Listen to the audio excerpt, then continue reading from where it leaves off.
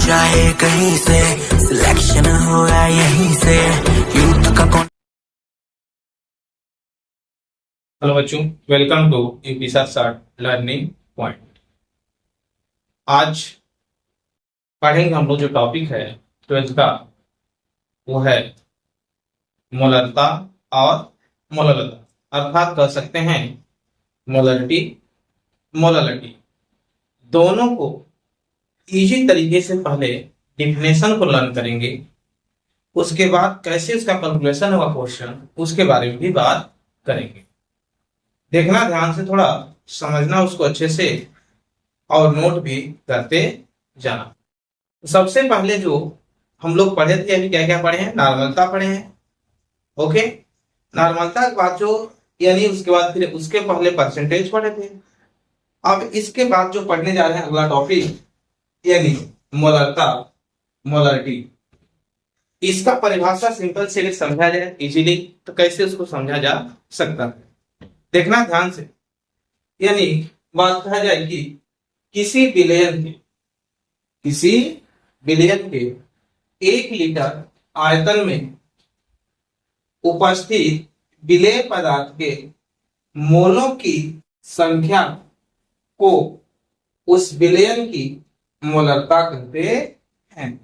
इसे capital M से प्रदर्शित करते हैं, या दूसरे तरीका से भी बोल सकते हैं कि किसी बिलियन के 1 लीटर आयतन में, किसी बिलियन के 1 लीटर आयतन में घुले विलेय पदार्थ की मोलों की संख्या या ग्राम अणुओं की संख्या उस बिलियन की मोलरता कहलाती है। यानी बच्चों समझा जाए कि मैंने एक बॉकेट लिया, इस बॉकेट में जो बिलियन बनाया हूं 1000 ml, कितने बनाए बच्चों मैंने 1000 ml का, 1000 ml का बिलियन बना, कितने बना है 1000 ml का बिलियन। 1000 ml का जो बिलियन बना है इसके में विलेय पदार्थ को डाला गया है, घोला गया है। विलेय पदार्थ यदि इसके में घोला है तो विलेय पदार्थ के कुछ मोल क्या होंगे, मोल होंगे। तो ये जो बिलियन बना इसमें बोला गया है कि 1000 यानी 1 लीटर, 1 लीटर आयतन में घुले विलेय पदार्थ की मोलों की संख्या उस बिलियन की मोलरता कहलाती है। दूसरा मैंने कहा कि इसकी फार्मूला क्या होगा, मोलरता बराबर होता है बच्चों विलेय पदार्थ की मोलों की संख्या बटे बिलियन की आयतन। मोलों की संख्या बच्चों हम लोग एन से डोनेट करेंगे और बिलियन की आयतन को डोनेट करेंगे भी से, यानी उसको बताएगा लीटर में।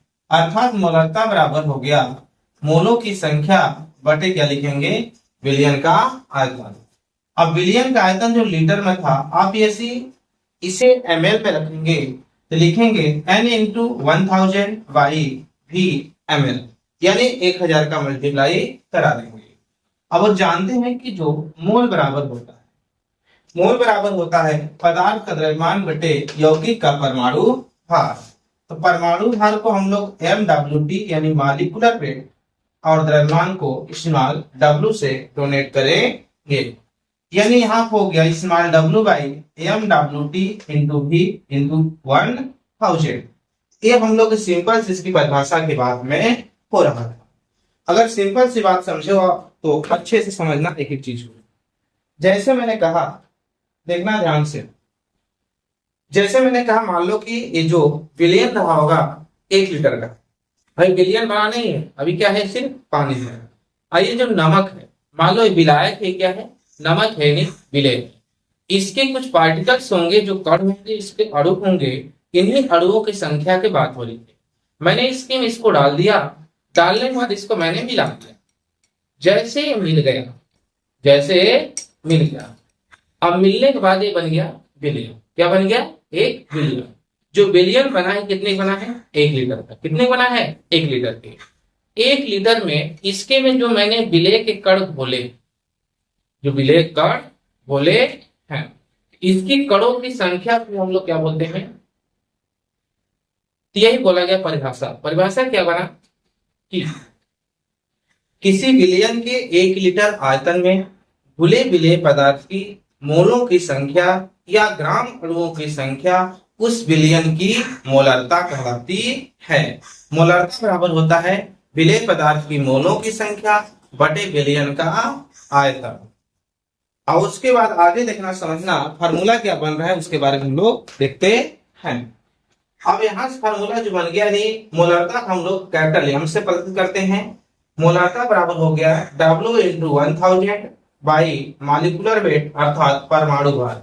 MWT के बोलते हैं परमाणु भार और स्मॉल w बोलते हैं पदार्थ का द्रव्यमान गुणे 1000 ml क्या है आयतन है। अब कभी ऐसा भी होता है कि मान चलिए आप क्या किए कि जो यहाँ पे देखिए नॉर्मलता वाला यहाँ पे बात हुआ था, ये नॉर्मलता कैसे बात हुआ था। अब जैसे नॉर्मलता का बात हुआ था, नॉर्मलता की जगह यहाँ क्या लिख सकते हैं हम लोग मोलरता, क्या लेंगे मोलरता।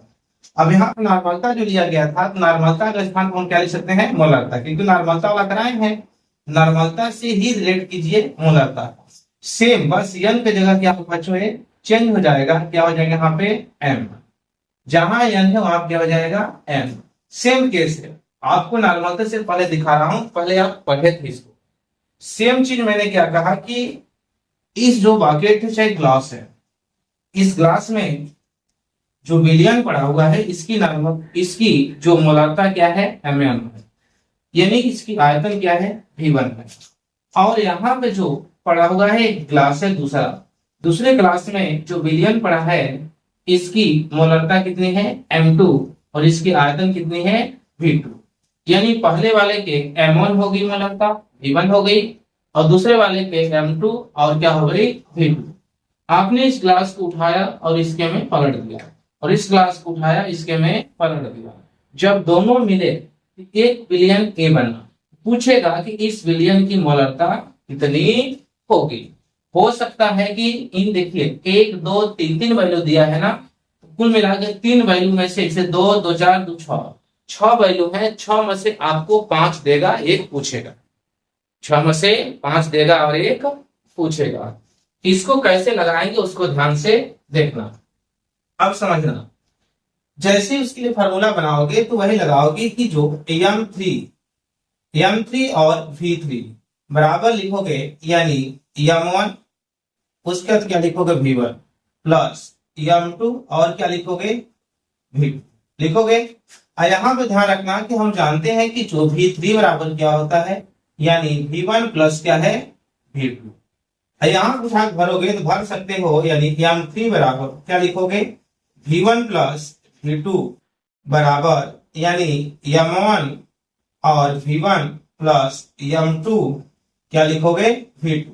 यहाँ पे जो M3 को नेट भी बोल सकते हो, यानी M1 V1 प्लस M2 और क्या लिखोगे V2 बाई क्या लिख लोगे, यानी V1 प्लस V2। ये आपकी क्या मिल गई नेट परिणामी जो मिला है, जो मिश्रण आप किए हैं उसका मोलरता यहाँ पे मिल गया। ठीक है, एक कंडीशन आपको मिला, आगे चाहेंगे तो और बना सकते हैं। ठीक है, चलो आगे समझते हैं, थोड़ा सा देखना। अब क्वेश्चन ही बनेगा तो इसी टाइप से बनेगा। क्वेश्चन कैसे बनेंगे देखना ध्यान से। मान लो सपोज कि ये कितना है, यहां मैंने कहा मान लो कि 4 m है और इसका कितना है 400 ml है। 4 ml और क्या है 400 ml है। 4 ml और 400 यहां से, यहां मैंने मान लो सपोज यहाँ पे क्या है 2 m है और यहाँ कितना है 200 ml। तो अब 200 ml है तो दोनों को अगर लगाना चाहोगे तो कैसे लगाओगे देखना ध्यान से समझ। ठीक है, अब यहाँ पे इसको लगाना चाहोगे कैसे लगाओगे देखो, इसी के अनुसार इसी फार्मूला सेम पुट कर दो। चाहो तो डायरेक्ट पुट कर सकते हो या तो जैसे फार्मूला बना है वैसे भी पुट कर सकते हो। तो अगर फार्मूला के बेस पे जाओगे तो फार्मूला के बेस पे रखो, अगर ऐसे पुट करना चाहो डायरेक्ट तो फार्मूला पुट कर दो, कोई दिक्कत नहीं, दोनों सेंस पर क्या आएगा सेम आएगा। तो यहां से अगर पुट करोगे देखना कैसे पुट हो रहा है, यानी जैसे रखोगे यहाँ पे देखना है M1 M2 से, यानी आपको बीच वाला पूछा है यानी M3 आपसे पूछा है तो M3 बराबर डायरेक्ट रखिए, यानी M1 कितना है आपके पास 4, उसका आयतन कितना है 400 प्लस में, और उसके बाद देखना दूसरा M2 कितना है 2, वो कितना है 200 और दोनों क्या करें, जोड़ दोगे तो 4 और 2 कितना होगा, 600। यानी क्या लिख सकते हो यहां से 200 और प्लस क्या लिख सकते हो 400। अब यहां जोड़ोगे देख लो कितना आ रहा है, m3 बराबर 4 चौके 16, 2 दुना के 4 बटे 4 2 6। अब कितना बताओ कितना आएगा, जोड़ोगे तो 2000 बटे 600, 2 0 2 0 कट गया। 20 बटे क्या लिख सकते हो 6, काटोगे तो क्या लिखोगे 10 बटे 3, यानी क्या लिख सकते हो 3.33 बार। ठीक है, ये आपके लिए इजी सा बन गया और क्वेश्चन भी क्या हो गया, सॉल्व हो गया। दूसरा अगर परिभाषा में देखो यहां से, यानी मोललता दिखाया, इसे दिखाया बच्चों मोललता। मोललता की परिभाषा सेम है, क्या है उसको देखना, ध्यान से समझना थोड़ा सा।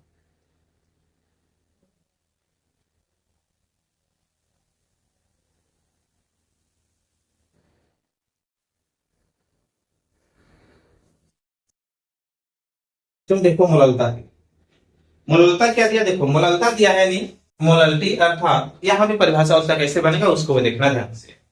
यहाँ पे लिखा गया है यानी 1000 ग्राम, या कह सकते हो 1 केजी, 1000 ग्राम या बोल सकते हो 1 केजी। क्या बोलोगे कि 1000 ग्राम विलायक में घुले मिले पदार्थ के मोलों की संख्या को उस विलयन की मोललता कहते हैं। यानी 1 केजी विलायक में, वहां देखो विलयन की बात हो रहा था, यहाँ क्या हो रहा है, यानी विलायक का 1 केजी विलायक में घुले मिले पदार्थ की मोलों की संख्या उस विलयन की मोललता कहलाती है। अर्थात आपने 1 केजी क्या लिया है विलायक, मैंने कहा मान लो सपोज 1 केजी अर्थात 1000 ग्राम ले लिया, आपने 1000 ग्राम क्या लिया है विलायक, 1000 ग्राम विलायक लिए हैं, इसके में विलेय पदार्थ की जो मोल खुले हुए, जो विलेय पदार्थ की मोल खुले हुए हैं वही क्या है उस विलयन की मोललता। इसका फार्मूला बच्चों वही सेम है, मोललता बराबर क्या होता है, विलेय पदार्थ की मोलों की संख्या बटे विलायक का द्रव्यमान। यानी विलेय पदार्थ की मोलों की संख्या बटे विलायक का द्रव्यमान यानी कि ग्राम में। यहां मैंने कहा कि यानी जो मोललता है इसको प्रदर्शित करते हैं स्मॉल m से, किससे प्रदर्शित करेंगे स्मॉल m से। स्मॉल m इक्वल टू लिखेंगे यानी मोल बटे विलायक का द्रव्यमान, यहाँ पे चाहेंगे तो हम केजी लिख सकते हैं। ओके, जैसे केजी से ट्रांसफर हुआ ग्राम में, 1000 से क्या होगा यहाँ पे मल्टीप्लाई हो गया, ये किस में चला गया ग्राम में। फिर मैंने कहा यहाँ से देखिए ये क्या लिखा है, n क्या है मोल है, मोल बराबर जानते हैं कि पदार्थ का द्रव्यमान बटे परमाणु भार यौगिक का। तो यानी यहाँ पदार्थ का द्रव्यमान मैंने ले लिया, बटे लिख लिया MWT, अर्थात उसे कह सकते हैं यानी विलेय पदार्थ का द्रव्यमान गुणे 1000 बटे विलेय पदार्थ के परमाणु भार गुणे विलायक का द्रव्यमान ग्राम में। ये फार्मूला बन गया और इसी पे हम लोग क्वेश्चन भी आगे लगाएंगे। जितना पढ़ाया जा रहा है पूरे क्वेश्चन लगाया जाएगा बच्चों। थ्योरी बताने के बाद इसके सिर्फ 1-2 लेक्चर चलेगा क्वेश्चन पर ही। Thank you. ओके बच्चों, फिर आगे देखते हैं।